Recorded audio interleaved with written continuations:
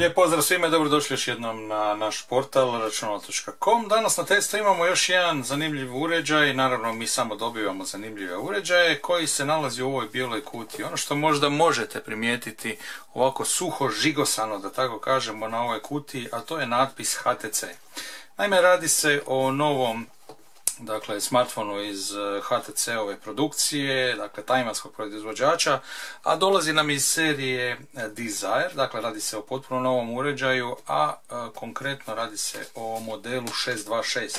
Inače, to je nasljednik modela 620 koji baš i nije pretjerano bio popularan među kupcima, tako da se nadaju u kompaniji da će s ovim 626 modelom ponovo vratiti vjeru i kupce vezano uz naravno ovaj Desire model. Model koji inače imamo na testu, to je single SIM, dosta je zanimljiv, vidjet ćemo nešto kasnije. Evo, idemo samo na brzinu zaviriti u kutiju i vidjeti kako se tu nalaze slušalice.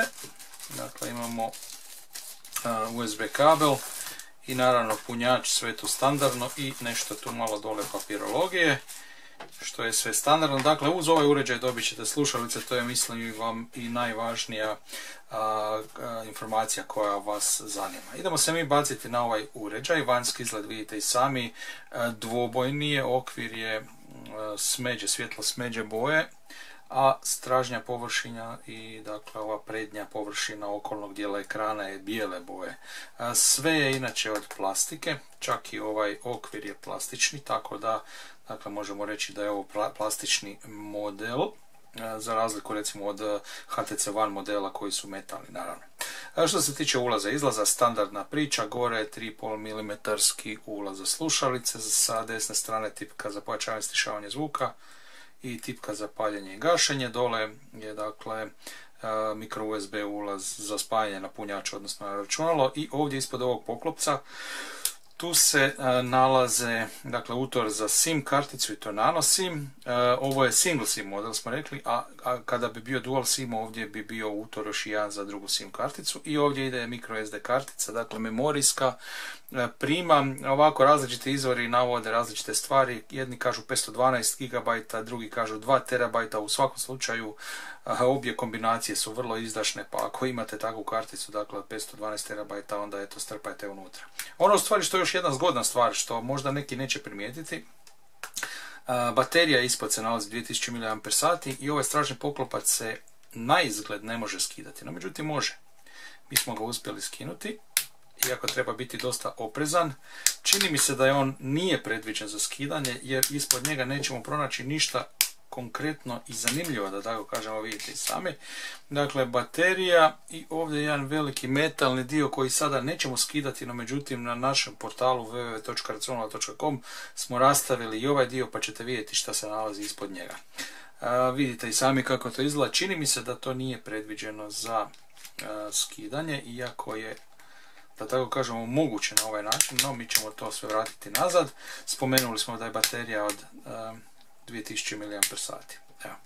Dakle, mi to vraćamo sve nazad, kao da se ništa nije dogodilo. Nemojte reći HTC-u da smo to rastavljali. Dobro, idemo mi dalje. S prednje strane, ono što vidite, 5-inčni ekran, prednja kamera 5 megapiksela, no međutim prilično velik se nalazi ovdje, da tako kažemo, leća. Gore ovdje se nalazi slušalica, ovo nije prednji zvučnik, dakle ovaj model ne podržava boom sound i nema dva zvučnika, ovo je dole je zvučnik, no međutim ovo gore nije zvučnik, to je samo slušalica. Ono što ima ovaj uređaj, a to su dva mikrofona, od kojih jedan ima funkciju smanjivanja buke, da tako kažemo, odnosno povećava vam se kvaliteta razgovora, telefoniranja, da tako kažemo.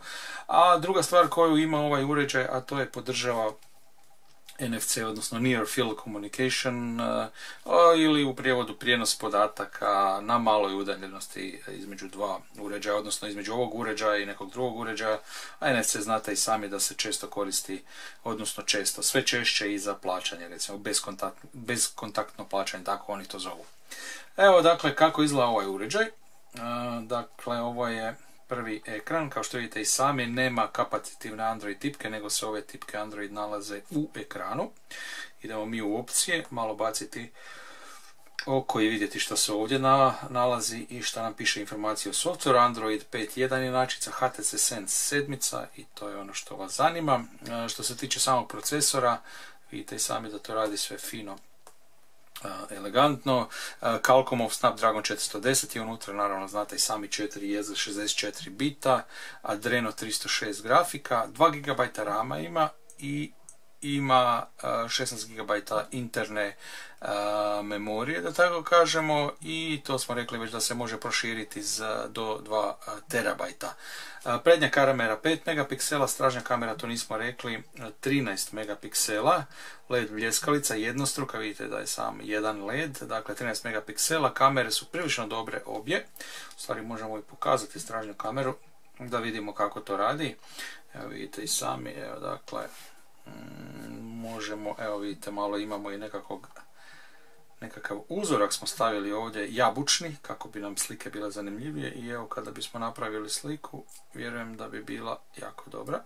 Evo, dakle slika, povećamo, evo, slike su prilično dobre, i ono što smo u stvari napravili sa ovim uređajem, napravili smo jedan zanimljiv foto session koji ćete također vidjeti na našem portalu. Teme su morske, more, bili smo na moru i malo smo slikali sa ovim uređajem, tako da vjerujem da će vam na našem portalu biti to dosta zanimljivo ovako za pogledati. Što se tiče dizajna, vidite i sami debljina, dosta ovako nam djeluje elegantno, tanko, ne predebelo, ne pretanko, 8,19 mm, prilično je lagan.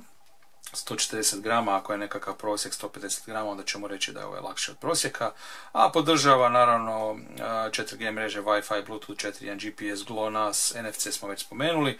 Ono što nismo pokazali, vjerojatno ste pretpostavili, dakle Blink Feed se nalazi na ovom uređaju, dakle HTC-ov način prikazivanja vijesti, što je potpuno vam jasno i poznato, oni to guraju kroz sve svoje uređaje, tako da je to poznato. Dakle, ovdje možete snimati svoje naglaske.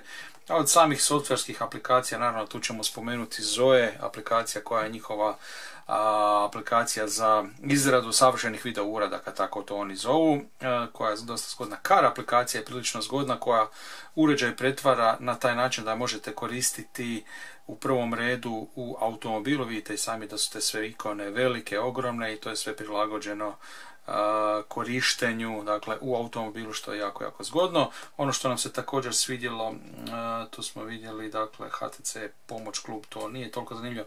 Kid mod, evo, dakle, to je dosta zgodna stvarčica, dakle, možete koristiti ovaj Kids mod koji je, evo, dosta zgodan. Evo, malo sam stisnuo krivu tipku neku, no u svom slučaju, dakle, možete otvoriti svoj dječji account i koristiti uređaj u Kid modu, što je ovako dosta zgodna stvarčica.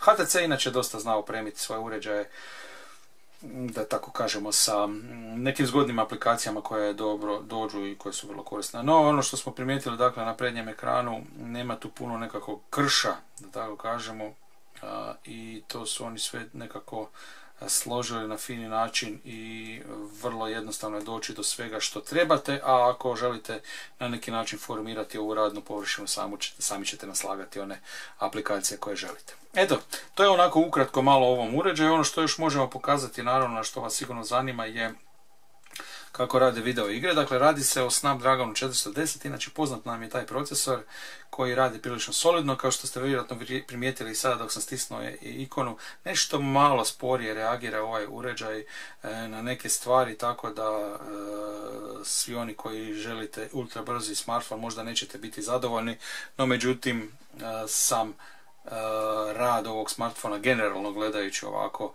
pa čak i za one naprednije korisnike, on će raditi jako dobro. Evo, malo ćemo pojačati zvuk. Dakle, rekli smo već, zvuk ide iz ovog dijela tu, ovdje ne. Evo, pojačat ćemo još.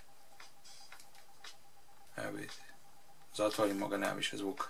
Još ćemo malo pričekati dok se učita igra, dakle i po ovim nekakvim indikatorima već vidimo kakav je ovo uređaj. Ništa, idemo mi ovako. Download, dakle on mora učitati nekakve stvarčice da bismo pokrenuli. Ajde da vidimo što možemo tu napraviti. Idemo probati samo jednu stazu odvesti, čisto da vidimo kako to funkcionira. Evo, brzo će on učitati taj dio. Dakle, imamo dosta brzi internet, tako da, eto, možemo i taj dio vrlo brzo odraditi. Evo ga, dakle, to je to što smo trebali i idemo kupiti ovaj automobil i krenuti u prvu utrku, je li tako? Dakle, Ford Fusion, vozimo NASCAR, Jednoga za sad protivnika imamo, a sad ćemo vidjeti u stvari pokretanje automobila, koliko će se to dobro kretati i koliko... dobro, ovo ćemo smanjiti, kameru promijeniti.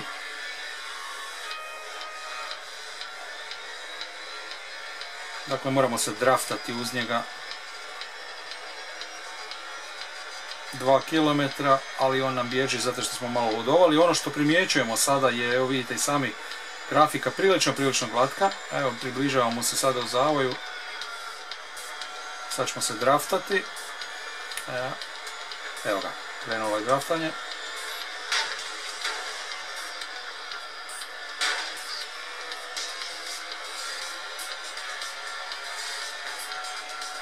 Ide nam dobro, ali ono što, evo, dakle to je to. Uglavnom grafika je prilično glatka, možda bismo mogli probati učitati još neku stazu jer ovo je, nije grafički baš toliko pretjerano zahtjevno bilo, ali evo dakle idemo samo ovo nadograditi na brzinu, vratimo nazad, continue, sada ćemo probati vidjeti da li ima još koja staza koja, da tako kažemo, ima više automobila uz ovaj automobil kako bismo ga malo mučili grafički, kako bismo to isprobali, vidjeli kako će taj dio raditi. Evo da vidimo dalje, sljedeća staza, da vidimo, mislim da je tu više automobila, evo ga, sjajno. Dakle, vozit ćemo na speedwayu, moramo završiti barem 6, što nije problem, možemo ih i pobijediti sve, no u svom slučaju ono što je bitno je pokazati kako će se grafika ponašati u ovoj gomili. Evo, kao što vidite i sami, 410-ka, nekako nam se uvijek čini kako 410 Snapdragon puno bolje radi nego 615 koji je klasa iznad, ali evo po ovim detaljima što ovdje vidimo i čini nam se kako je grafika prilično dobra. Evo, ja vjerujem da i vi to vidite dobro. Evo, mi smo 6. i 8. smo, ali prestignemo i po roku odmah. Evo, 7. opa, malo smo pobjegli, sad će biti malo teže. Će nam malo bježati, no međutim možemo mi to dobro ubrzati. Kako bi se pojavile veće ikone automobila i kako bi grafika bila zahtjevnija, no međutim po ovom scrollanju i svemu vidimo kako je grafika prilično glatka. Evo, idemo sad u paketu se negdje voziti, evo ovako uz rub, evo u prednjem paketu, vidite i sami da je sve glatko. Evo, malo ćemo ga nabiti da bude grafika još zanimljivija, no u svom slučaju vidite i sami kako to sve funkcionira. Evo. Dakle, igrivo je.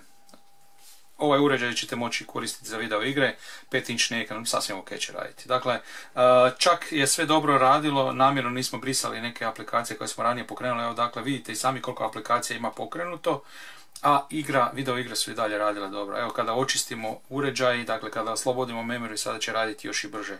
Dakle, to smo namjerno napravili čisto kako bismo vidjeli da li ovaj uređaj dosta brzo radi. Eto, kratka i zanimljiva priča o ovom uređaju, naravno detaljnu recenziju možete pročitati na našem portalu, to vas uvijek upućujemo, iako primamo jako puno pitanja na YouTube o određenim uređajima, očito da mnogi od vas ne čuju ono što mi kažemo. Dakle, pogledajte detaljnu recenziju na našem portalu. U video prikazu ne možemo vam sve prikazati, jednostavno i zbog dužine trajanja, video bi trajao sat vremena, mislim to baš nema smisla gledati. Pokazujemo vam one osnovne stvari, a sve detalje na našem portalu www.raconala.com.